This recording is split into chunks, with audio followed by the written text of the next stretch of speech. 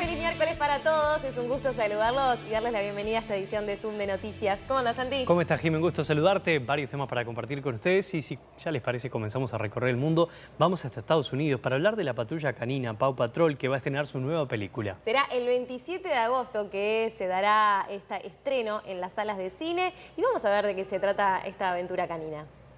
Our fate is in their paws. A dog? Actually, sir? Los ladridos de Paw Patrol se cuelan en la gran pantalla con la primera aventura en los cines de estos intrépidos y valientes cachorritos que han enamorado a los niños de todo el planeta. My name is Liberty. We need your help. Humdinger, he's going to destroy Adventure City. Con la dirección de Cole Bronker, esta película se presentará el próximo viernes en los cines de Estados Unidos y también de forma digital en la plataforma Paramount Plus. Un objetivo para mí en esta película, y que es algo que también hace la serie, era hacer algo que no fuera cínico, algo que simplemente fuera una historia real, sin muchos chistes sarcásticos o referencias pop, una historia genuina con un buen mensaje. Los 6 perros que forman parte del equipo han afrontado incontables misiones en los casi 200 episodios que ya se han emitido de la serie animada. Ahora en su salto al cine conservan su inocente espíritu aventurero y su toque claramente infantil. Creo que se reduce a varias cosas. Una de ellas es que la serie es muy clara acerca de la diferencia entre el bien y el mal y en lo que significa hacer el bien. El equipo de Paw Patrol representa realmente eso. En la cinta, los perros viajan a Adventure City para frenar los desastres y las tropelias de su alcalde. En ese desembarco de emergencia en la ciudad, los cachorros conocen a una nueva integrante en este mundo perruno, Liberty. Y es momento de hacer una brevísima pausa en Zoom de Noticias. Quédense allí que tenemos más contenidos para compartir con ustedes. Entre ellos continúan los incendios en Europa. Además, viajamos a Marte a ver cómo están las exploraciones de este explorador justamente chino y más contenidos. Tanda y ya venimos.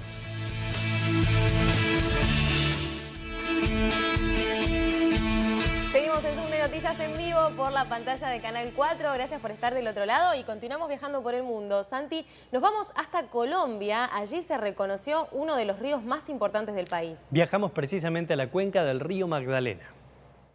Las obras plásticas y visuales de más de 200 talentos colombianos resignificarán en la edición 46 del Salón Nacional de Artistas al impetuoso río Magdalena, la principal arteria fluvial de Colombia, en una apuesta inédita alrededor de su cuenca. Este año el salón no se llevará a cabo en una sola ciudad, como ocurre habitualmente, sino que en el evento estarán involucrados los más de 20 municipios de la cuenca del río, desde su nacimiento en San Agustín, en el departamento del Huila, hasta su desembocadura en Barranquilla, en el Atlántico. La ministra de Cultura, Angélica Mayolo, participó en la presentación del salón en el municipio de Honda, que pertenece al departamento del Tolima.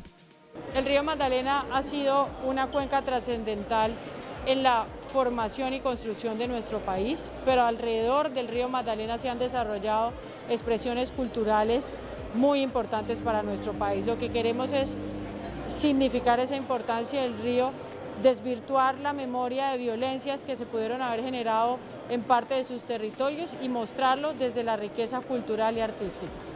Las actividades que conforman el Salón, un evento que nació hace 80 años, serán presentadas desde septiembre de 2021 hasta julio del próximo año. El conflicto armado convirtió al Magdalena en un río cementerio al que fueron a parar los restos de centenares de víctimas de desaparición forzada, una imagen que ha opacado la riqueza cultural de las regiones atravesadas por la corriente.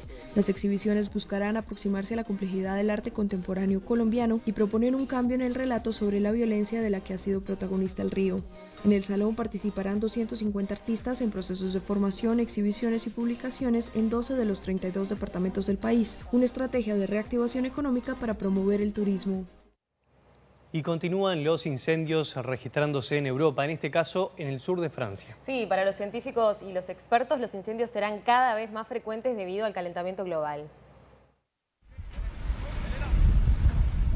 Un incendio forestal arrasa las inmediaciones de la lujosa localidad turística de Saint-Tropez en el sur de Francia.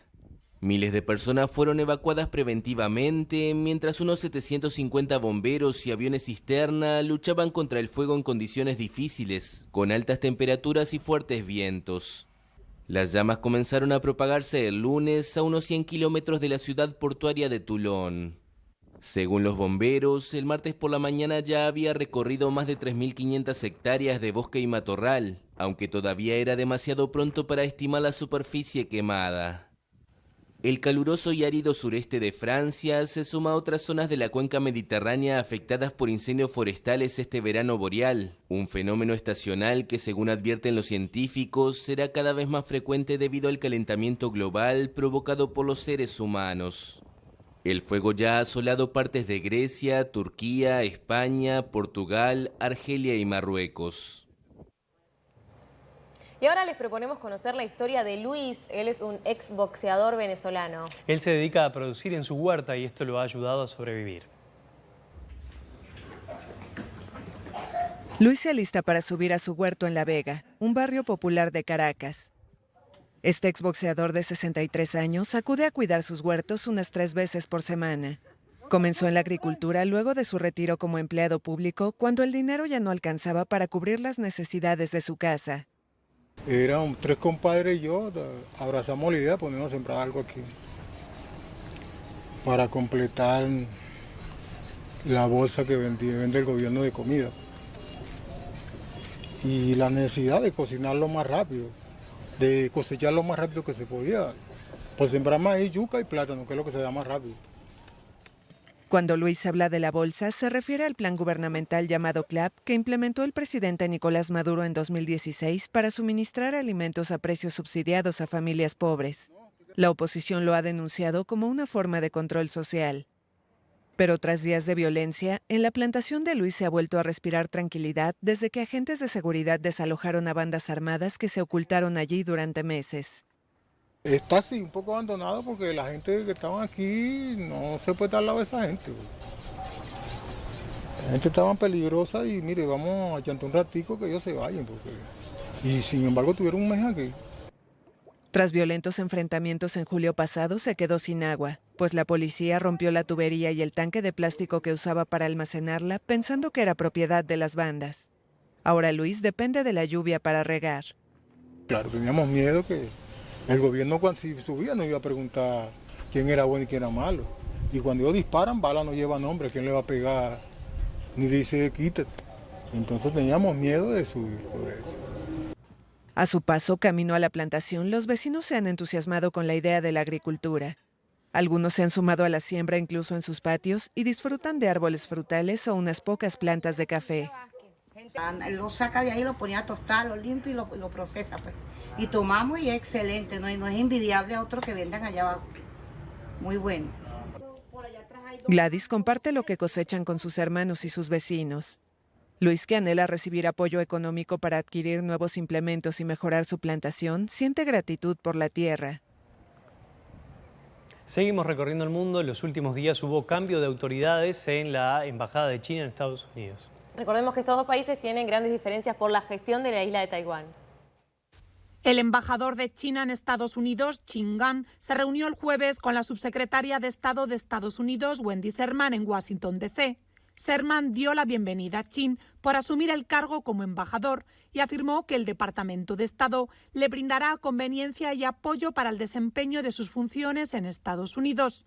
Las dos partes intercambiaron puntos de vista sobre temas de interés mutuo y acordaron mantener un diálogo y una comunicación estrechos. Qin enfatizó que el asunto de Taiwán es el tema más importante y delicado en las relaciones China-Estados Unidos. Indicó que durante la reunión con Sherman le expresó con claridad la posición de China sobre este asunto. Ya me puse la caravana, ¿eh? Se nos había caído, todo bien. Todo okay. Sí, seguimos, arreglamos los asuntos de la televisión en vivo y seguimos viajando por el mundo. Nos vamos hasta México. El presidente de este país reavivó la polémica por la conquista española en América. Y López Obrador afirmó que es un fracaso la conquista que se realizó años atrás. Este desastre, cataclismo, catástrofe, como se le quiera llamar, permite sostener que la conquista fue un rotundo fracaso. Con estas palabras, el presidente mexicano Andrés Manuel López Obrador presidió una ceremonia en la que se conmemoraron 5 siglos de la caída de la Gran Tenochtitlán, la capital del Imperio Azteca. El mandatario ha insistido en otras ocasiones en que España y la Iglesia Católica ofrezcan disculpas por los excesos cometidos durante la conquista sin obtener respuesta favorable. Recordamos la caída de la Gran Tenochtitlán y ofrecemos perdón a las víctimas de la catástrofe originada por la ocupación militar española de Mesoamérica y del resto del territorio de la actual República Mexicana. La ceremonia fue realizada en el Zócalo, la plaza central que fue el corazón del imperio azteca o mexica, ante la asistencia de representantes indígenas de México, Canadá y Estados Unidos y descendientes de Moctezuma II, el antepenúltimo emperador. En el lugar se instaló una representación del Templo Mayor, el centro de la vida religiosa mexica. Ojalá todos hagamos el compromiso de la no repetición, de no repetir los mismos errores y horrores. Pongamos fin a esos anacronismos, a esas atrocidades y digamos nunca más una invasión, una ocupación o una conquista. El Zócalo y calles aledañas fueron cerradas al tránsito de personas ajenas a la ceremonia, incluidas comunidades indígenas que el jueves conmemoraron el último día soberano de Tenochtitlán con danzas y rezos. Y si hablamos de flamenco, ustedes se imaginarán España. Sí, pero sin embargo, también dice presente este baile tradicional en Edimburgo, en Reino Unido. Vamos hasta allí. La alegría, la pasión y el arte del flamenco han tomado el Festival Fringe de Edimburgo. Con el cartel de no hay entradas en todas sus actuaciones, Daniel Martínez, Gabriela Pouso, Daniel Olivera e Inma Montero han añadido un día más hasta finales de mes al calendario de espectáculos Flamenco Fringe, que el público del Festival de Edimburgo califica de apasionado e increíble. Stunning performances, the singing, the dancing, the guitar. How he does that, it's just unbelievable to watch his fingers. It's just stunning. The atmosphere and the way there's just like you can see their feelings and their emotions. It was really strong in my opinion. El primer rasgueo a las cuerdas de la guitarra, acariciada por Daniel Martínez, enmudece el personal al comienzo de cada lleno, de los 25 previstos, atraído por el calor que Flamenco Fringe desprende en el tablao del Novotel de la capital escocesa. Maravilloso, una sensación otra vez única, como la mariposilla esta cuando sale antes de un teatro así grande, pues otra vez volver a esa rutina, a volver a las tablas, ¿no? Y encima con la responsabilidad de que 25 días, 25 llenos antes de empezar. No haber estado tocando durante un año y medio y perder el año pasado ha sido por una parte un respiro, la verdad, pero realmente se ha echado mucho en falta. Hemos vuelto con una energía súper positiva, súper embrutecida, con un gusto impresionante, y que el público haya reaccionado a esta idea así, eso es una emoción que lo triplica. Al margen de las piezas fijas como Alegría en Escocia, en la que se evoca la ciudad de Cádiz, o Fiesta en el Norte, también hay espacio para la improvisación. Cada día es distinto y en uno de sus últimos espectáculos homenajearon, por ejemplo, a la Niña Pastori. El cuarteto, en respuesta a su éxito, ha sido invitado por la organización del Fringe para actuar en el concierto de clausura del próximo día 26, en un acto al que asisten distintas autoridades del Reino Unido. Presenta Ultramayorista, el líder de la limpieza con su nueva imagen y su gran experiencia. Ultramayorista. Bienvenido a casa. ¿Y cuáles son los temas importantes en nuestro país? Recibimos a Marcelo Irachet con un adelanto de la edición central de Telenoche. Marce, buenas tardes. Hola, ¿qué tal? Muy buenas tardes. Santiago, Jimena, muy buenas tardes para todos también. Ha estado intensa la actividad hoy en el Parlamento Nacional, dentro y fuera. Comenzamos por lo que pasa aún a esta hora en el Senado de la República. Una extensa interpelación estaba dentro de lo previsible, comenzó sobre las 10 de la mañana, llevamos más ya de 6 horas, al ministro Heber, que en realidad no está como ministro del Interior ahora, sino como ex ministro de Transporte. Es por la extensión del contrato entre el gobierno uruguayo y la empresa Catón Natí de Bélgica hasta el 2081 para realizar tareas en el puerto de Montevideo. Han habido fuertes cruces entre el oficialismo y la oposición. Básicamente se acusó de dolo por parte del miembro interpelante, o al menos de negligencia, a las autoridades de gobierno. Hubo una fuerte reacción, no solamente del ministro, sino también de los representantes de la coalición multicolor, que en todo caso dijeron que para hablar de dolo, si tienen pruebas, que vayan hasta el juzgado. Tendremos un amplio informe sobre lo que está pasando y lo que puede llegar a pasar en el Palacio Legislativo. En cuanto a lo que ocurrió afuera, ya les contamos, porque antes vamos a ir con lo vinculado al tema de la salud. Hoy se vacunó el ministro Daniel Salinas con la tercera dosis de Pfizer en el CASMU y la oportunidad fue propicia para que hablara de todos los temas que están en los primeros planos noticiosos a esta hora.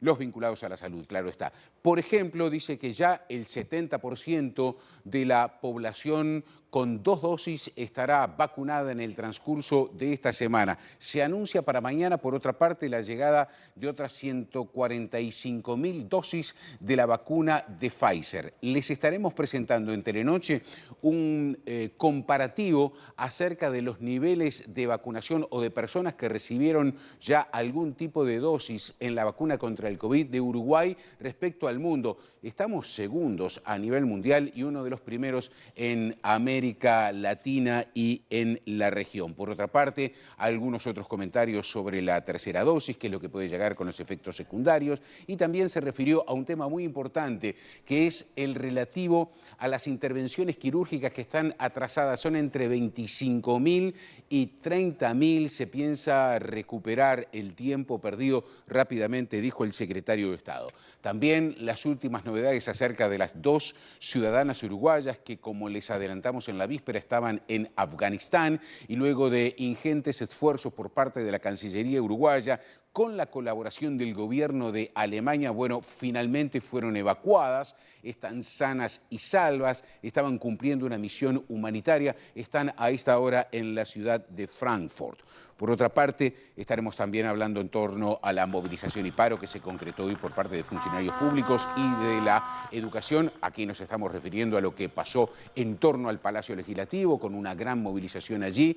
Los trabajadores insisten en que hay recortes con la rendición que se está discutiendo en diputados. Hubo una reunión con la vicepresidente Beatriz Argimón y con el presidente de la Cámara de Representantes. Argimón prometió ámbitos de discusión para cuando se discuta la rendición en el Senado de la República. Además, vamos a estar dándoles detalles acerca de lo que ustedes recordarán, hace aproximadamente 2 años, una ciudadana de los Estados Unidos que desapareció.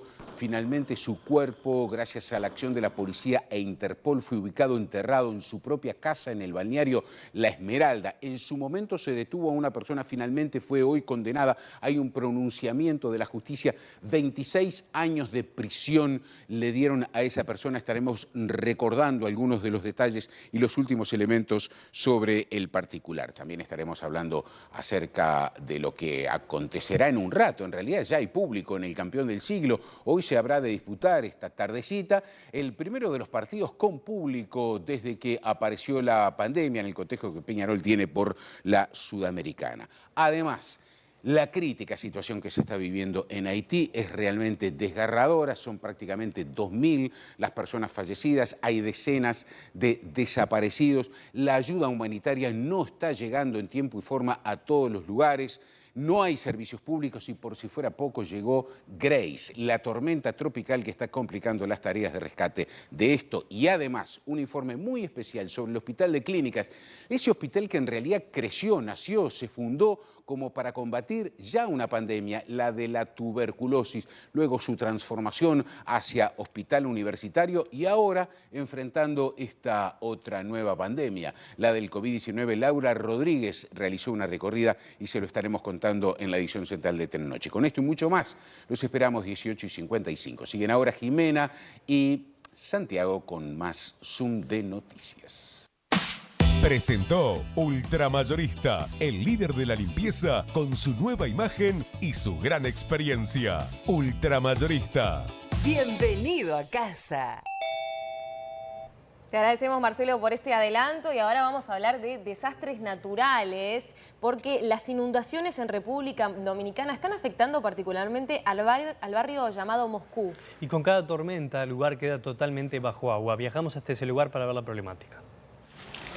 Con cada tormenta, los habitantes del barrio Moscú en San Cristóbal, a unos 30 kilómetros de la capital dominicana, saben que sus calles se convertirán en ríos y lagunas, tal y como se ven ahora tras el paso del fenómeno tropical Fred.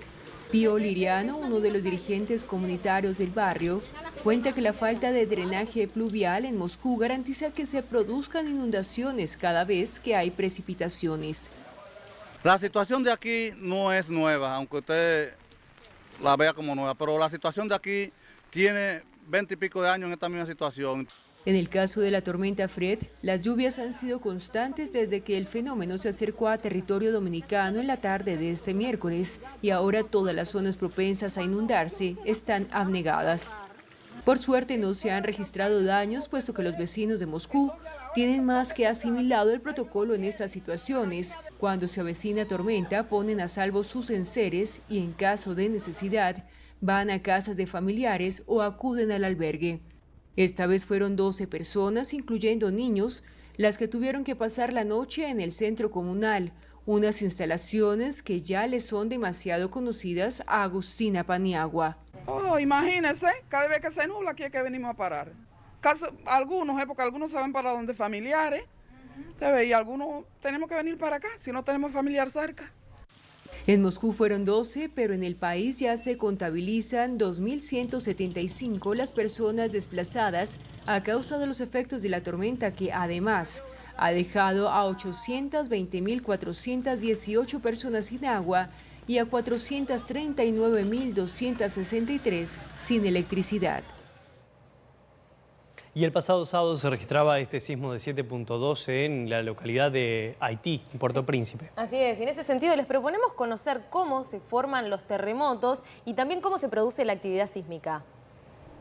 La actividad sísmica se reparte a lo largo de las fallas, zonas de ruptura en la roca. En general, cerca de las dorsales, las fronteras entre las placas tectónicas. Estas inmensas placas colisionan liberando energía acumulada en forma de ondas sísmicas, debido a una reorganización brusca de la corteza. Luego del temblor principal, se pueden producir réplicas que corresponden a reajustes de los bloques. Estas fricciones de las placas provocan temblores permanentes, muchas veces imperceptibles para el hombre. Las zonas sísmicas más activas están situadas en Asia, Medio Oriente, África del Norte y América. Actualmente se suele utilizar la escala magnitud-momento para medir la intensidad de la energía liberada. En teoría, la magnitud es ilimitada, pero ningún sismo ha superado los 9,5 grados registrados en Chile en 1960. La intensidad indica las consecuencias del sismo en la superficie. Se determina por la escala macrosísmica que se compone de 12 grados. Con una intensidad grado 1, el sismo no se siente, pero si la intensidad alcanza grado 12, resulta completamente devastador. Un terremoto puede provocar también deslizamientos de tierra, avalanchas o tsunamis. Y ahora es momento de viajar hasta Shanghái para conocer una exposición de arte. Vamos hasta el Museo Yuyi de Shanghái. Allí se presentan obras de artistas de Occidente. La exposición cuenta con 154 obras originales de 6 décadas. Hay óleos, acuarelas, grabados, témperas y lienzos con tinta que muestran el legado de uno de los artistas occidentales más famosos del siglo XX. Chagall, francés nacido en la actual Bielorrusia, creó una singular obra figurativa poética llena de colores, con imágenes oníricas de amantes voladores, ramos enormes, payasos melancólicos, animales fantásticos, violinistas solitarios y corazones vibrantes. Para alguien que vivió las 2 guerras mundiales, la vida demostró ser su inspiración. Sus trabajos muestran un corazón romántico con mucha fe, una naturaleza inocente y un espíritu optimista frente a la adversidad. Chagall mantuvo su propio estilo, incluso aunque experimentó muchos cambios sociales, incluidas la Primera Guerra Mundial, la Segunda Guerra Mundial y la Revolución Rusa de 1917. No tuvo altibajos en su periodo creativo. Es un maestro del modernismo difícil de categorizar y definir. La exposición está dividida en 6 capítulos. Uno de ellos está dedicado a grabados que Chagall creó para ilustrar las fábulas de La Fontaine, que están basadas en las de Esopo de la antigua Grecia y en fábulas romanas y de India. La exposición permanecerá abierta hasta el 8 de octubre. Viajamos hasta Tenerife, lanzaron allí una guía de turismo histórico. La propuesta plantea recorridas por molinos de agua y gofio. Los molinos de agua de la Orotava en Tenerife forman parte de la primera guía de turismo industrial de España, un turismo en auge que cada vez tiene más adeptos en el archipiélago. Hemos sido elegidos para representar a la comunidad autónoma porque se dan las dos clases de recursos que ellos acogen en esa guía, que es pionera, nunca se había publicado hasta entonces. Uno es que sea un valor histórico a difundir, los molinos son unas industrias artesanales que nos caracterizan desde hace más de 500 años y a la vez está inactivo. Actividad que todavía está viva y se transmite de generación en generación, como en este molino de gofio del siglo XVI. Yo soy la tercera generación y bueno, para mí es un orgullo poder trabajar aquí y seguir perpetuando lo que es la tradición que hemos tenido en mi familia desde hace mucho tiempo. En él se sigue moliendo de forma artesanal y eso se nota. La diferencia que hay con respecto a otro molino, que es muy bueno gofio también, otro molino, es que esto se muele muy lentamente. O sea, lo que nosotros hacemos aquí en una hora lo hace otro molino en un cuarto de hora y la textura y el sabor es completamente distinto por la velocidad. Esta guía de patrimonio industrial cuenta con 140 recursos repartidos por todo el territorio nacional y La Orotava es el único municipio de Canarias representado en esta primera edición. Traemos buenas noticias que surgen desde Japón, cuya economía no deja de crecer. Esto se da por el aumento del consumo de la población luego de que se flexibilizaran las restricciones por la pandemia. El Producto Interior Bruto de Japón creció un 7,5% entre abril y junio en comparación con el mismo periodo del año previo, impulsado principalmente por la recuperación del consumo, según los datos publicados este lunes por el gobierno. Con respecto al primer trimestre de 2021, la tercera economía mundial avanzó un 0,3% debido al persistente impacto de la pandemia de COVID-19, según los datos preliminares de la oficina del gabinete japonés. El crecimiento económico del segundo trimestre de este año se debe principalmente al incremento del 7,3% del consumo de los hogares, el principal pilar del PIB nipón, que había estado resintiéndose por los sucesivos estados de emergencia sanitaria en el país y a los que los ciudadanos reaccionan cada vez con más indiferencia pese al repunte de las infecciones. Además del notable aumento del consumo, pesó el incremento de las exportaciones, del 26,3% interanual y del 2,9% con respecto al trimestre precedente, acorde con la recuperación de la demanda global y la normalización de las relaciones comerciales. Las sucesivas alertas sanitarias han generado una fatiga pandémica y la celebración de los Juegos Olímpicos ha enviado mensajes contradictorios que han causado cierta complacencia entre la ciudadanía, que los ha llevado a retomar cierta normalidad pese a los niveles récord de contagios. Y una situación totalmente diferente es la que se da en Argentina. El 40% de la población se encuentra por debajo de la línea de pobreza. Sí, esta instancia, sumado a la gran crisis económica que dejó la pandemia, ha llevado a que algunos argentinos tuvieran que realizar trueques para acceder a ciertas cosas. Vamos a ver qué está pasando allí. Los argentinos vuelven a recurrir al trueque ante la crisis económica que se profundizó por la pandemia de COVID-19 al organizarse para intercambiar prendas, juguetes o electrodomésticos por los alimentos que se necesitan para el día.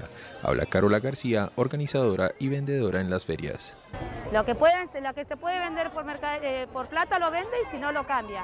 Mayormente las chicas están cambiando mucho por mercadería, porque piden mucho arroz, fideo, azúcar, yerba.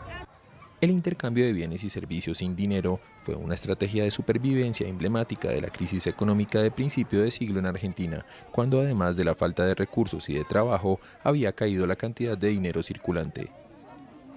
Esta práctica se reedita ante una inflación interanual del 51,8% en julio pasado, la caída del empleo y una pobreza que ya había trepado al 42% en el segundo semestre de 2020, en una economía que el año pasado sufrió la segunda caída más profunda desde 2001, acumulando 3 años en recesión. Habla Héctor Flores del Movimiento de Trabajadores Desocupados. El tema que aparece nuevo en los últimos meses fundamentalmente es que ese intercambio es por comida fundamentalmente. Se cambian prenda por comida. Qué sé yo, una campera por una leche en polvo, un aceite y un paquete de lentejas. Es decir, también... Las familias se desprenden de sus cosas o de las donaciones para hacer trueque principalmente por comida o por productos de limpieza e higiene personal y por menos de lo que valen. La alternativa del trueque se da en una población que, a diferencia de 2001, recibe más ayudas estatales para paliar la pobreza y la carencia de alimentos.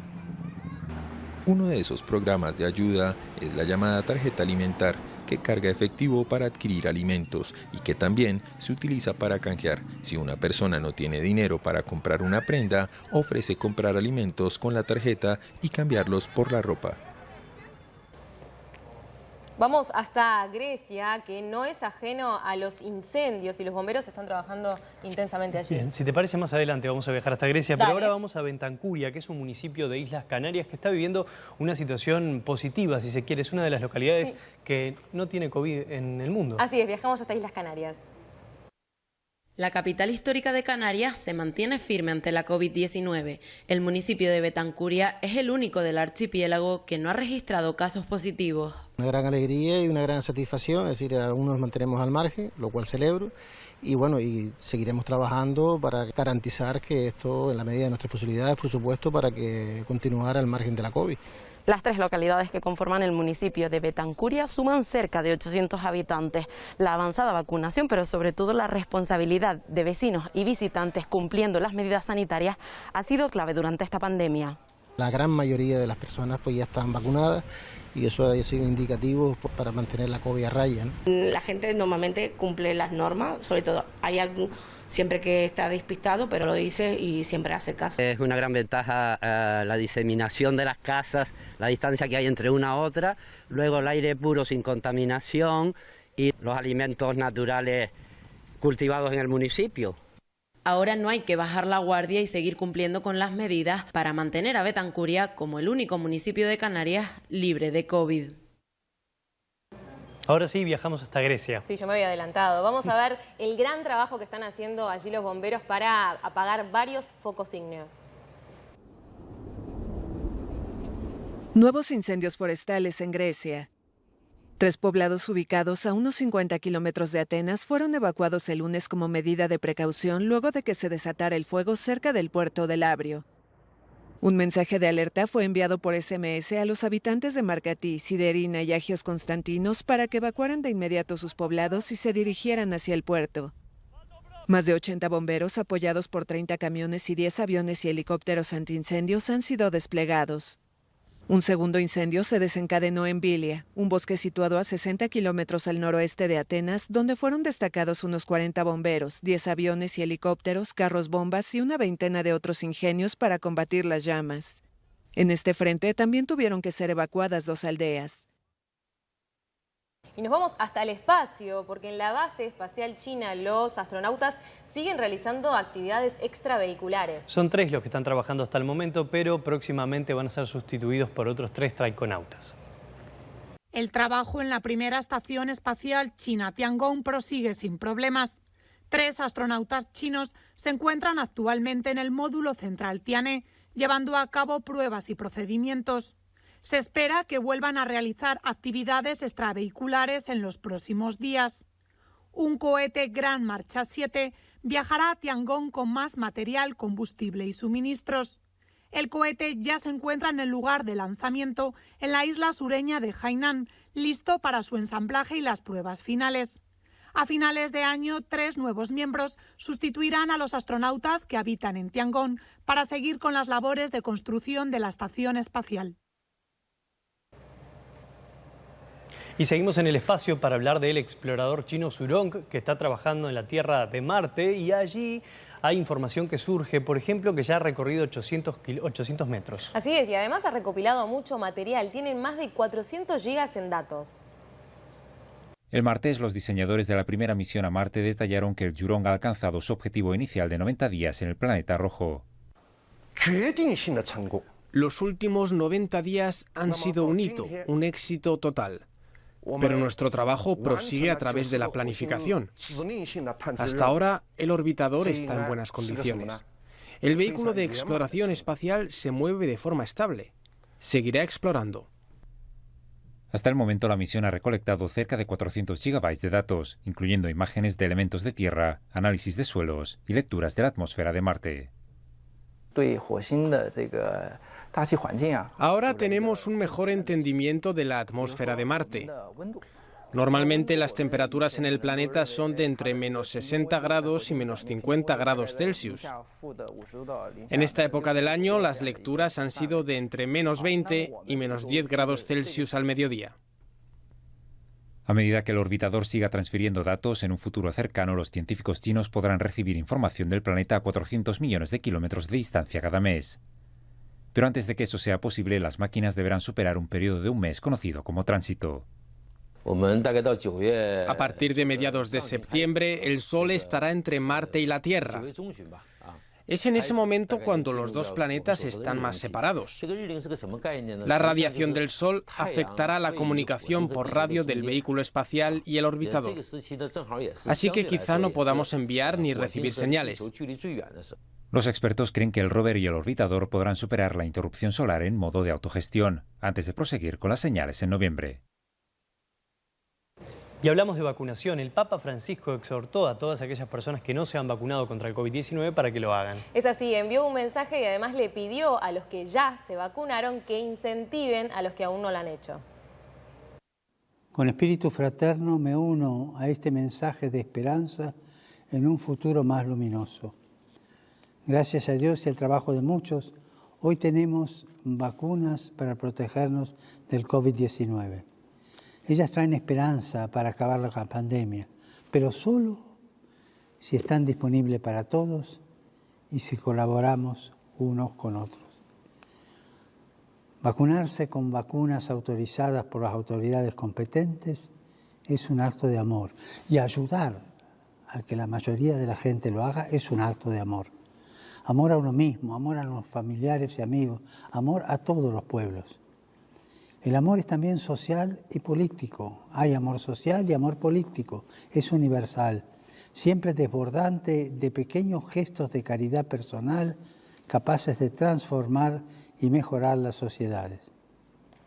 Vacunarse es un modo sencillo pero profundo de promover el bien común y de cuidarnos unos a otros, especialmente los más vulnerables. Le pido a Dios para que cada uno pueda aportar su pequeño grano de arena, su pequeño gesto de amor. Por más pequeño que sea, el amor siempre es grande. Aportar esos pequeños gestos para un futuro mejor.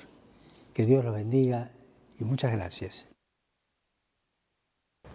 Cambiemos de tema y atención a las imágenes que vamos a ver ahora porque son reales y no creadas digitalmente. Se trata del robot Atlas de la empresa Boston Dynamics que completó con éxito su primera prueba de obstáculos. ¿Qué es lo que hacen? Imitan a los practicantes de parkour y además hacen vueltas mortales. Vamos a verlo.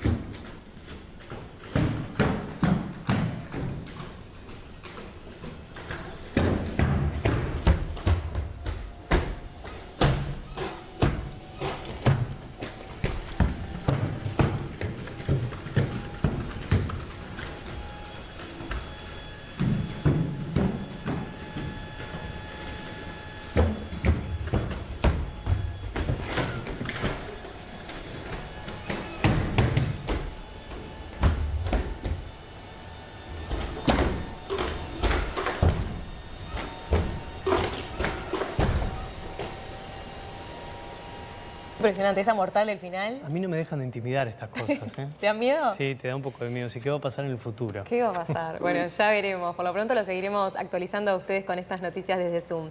Y nos tenemos que ir, pero antes les compartimos una muñeca que fue creada con inteligencia artificial y puede mantener conversaciones. La idea es aliviar a aquellas personas de la tercera edad que se encuentran en un proceso de aislamiento por la pandemia. Nos despedimos con esta noticia y los saludamos. Les deseamos un feliz miércoles. Esperamos que hayan disfrutado esta edición de Zoom de Noticias. Nos reencontramos mañana, 18 horas, en la pantalla del 4. Vivo para vos. Esta es Ami-chan, Una muñeca creada con inteligencia artificial por una empresa japonesa para conversar, mantener activas y aliviar las sensaciones de aislamiento de las personas de tercera edad por la pandemia de la COVID-19. La muñeca ha sido desarrollada por la empresa Takara Tomy y cuenta con un chip de reconocimiento facial o de colores y una inteligencia artificial que le ayuda a desarrollar una personalidad y a variar sus reacciones y conversaciones en función de la frecuencia de atención y el contacto con ella. La empresa presentó este miércoles un nuevo robot, nacido en el actual contexto de la pandemia y tras apreciar un aumento de la demanda de productos de comunicación entre las personas mayores. Ami-chan ha sido preparada para actividades que estimulan determinadas zonas del cerebro y contribuyen a mantenerlo activo para prevenir el deterioro asociado con el avance de la edad. Japón tiene una de las sociedades más envejecidas del mundo, con casi 36 millones de personas, de los cuales unos 6 millones viven solos. La pandemia de COVID-19 ha tenido un gran impacto en esta comunidad, que ha visto reducidas sus oportunidades de comunicarse con familiares o amigos debido a las medidas de distanciamiento social.